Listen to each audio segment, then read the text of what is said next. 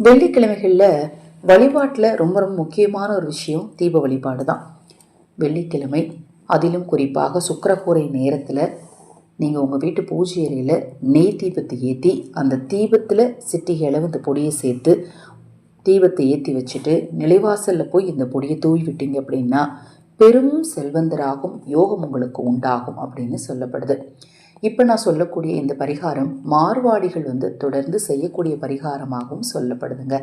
நம்ம சேனலில் நான் போடக்கூடிய பதிவுகளில் உங்களுக்கு சந்தேகம் இருந்தாலும் அக்ஷயபாத்திரம் உணவளிக்கும் திட்டத்தின் மூலம் ஆதரவற்ற இலை குழந்தைகளுக்கும் முதியவர்களுக்கும் உணவளிக்க விரும்பினாலும் உங்கள் தனிப்பட்ட பிரச்சனைகள் எதுவாக இருந்தாலும் சரி, அந்த பிரச்சனைகளுக்கு ஏற்ற முறையான பரிகாரங்கள் செய்து கொள்ள விரும்பினாலும் பஞ்சமி யாக வேள்வியில் அன்னை வாராகியின் பாதத்தில் வைத்து பூஜிக்கப்பட்ட ஸ்ரீ சக்கர பிரசாதம் உங்களுக்கு தேவைப்பட்டாலும் 9344692042 இந்த வாட்ஸ்அப் எண்ணிற்கு தொடர்பு கொள்ளுங்கள். அதை பற்றிய தெளிவான விளக்கம் உங்களுக்கு கொடுக்குறேன்.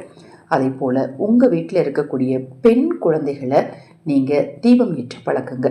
நிறைய குழந்தைகளை தீபம் ஏற்ற சொன்னால் அதை அவங்க ஒரு வேலையாக கூட செய்ய மறுக்கிறாங்க. அதை நீங்கள் இப்போ இருந்தே தொடர்ந்து சொல்லி கொடுத்தீங்க அப்படின்னா தான் எப்போவுமே தீபம் ஏற்றுவது அப்படிங்கிறது அவங்க தினம்தோறும் வாழ்க்கையில் செய்யக்கூடிய ஒரு விஷயமாக மாறும். அதிலும் எந்த வீட்டில் காலை மாலை இருவேளையும் தீபம் ஏற்றி வழிபாடு செய்கிறாங்களோ அந்த குடும்பம் 7 தலைமுறைக்கும் நல்லா சந்தோஷமாக இருப்பாங்க அப்படின்னும் சொல்லப்படுதுங்க. இப்போ நெய் தீபத்தை பூஜையில் ஏற்றுற நேரம் பிரம்மமுகூர்த்த நேரத்தில் ஏற்றலாம், மாலை 6 to 7 ஏற்றலாம், அல்லது சுக்கிரஹோரை நேரமான இரவு 8 to 9 நீங்கள் ஏற்றலாம்.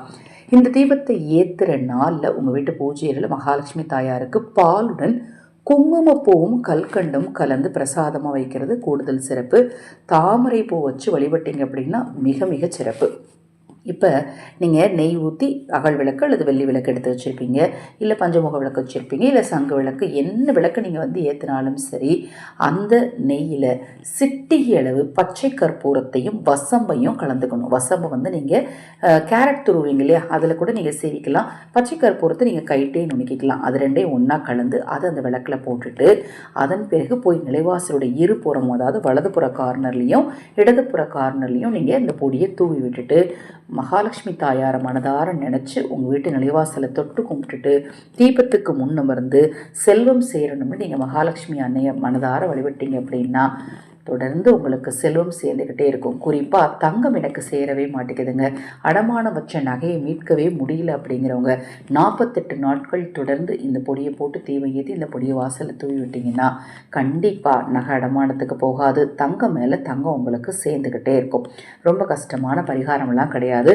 ஒரே ஒரு துண்டு வசம்பும் ஒரு துண்டு பச்சை கற்பூரம் இருந்தால் போதும், அதுவே உங்களுக்கு 48 நாட்களுக்கு தாராளமாக வரும். இப்போ நான் சொன்ன பதிவில் ஏதாவது சந்தேகம் இருந்தால் வாட்ஸ்அப்பில் கேளுங்க. தொடர்ந்து நம்ம சேனலை பாருங்கள். ஹரஹர் சங்கர், ஜெய் ஜெய்சங்கர், மகாபெரிவா திருவடிப்பாதம். சரணம் சரணம். நல்லதே நடக்கட்டும்.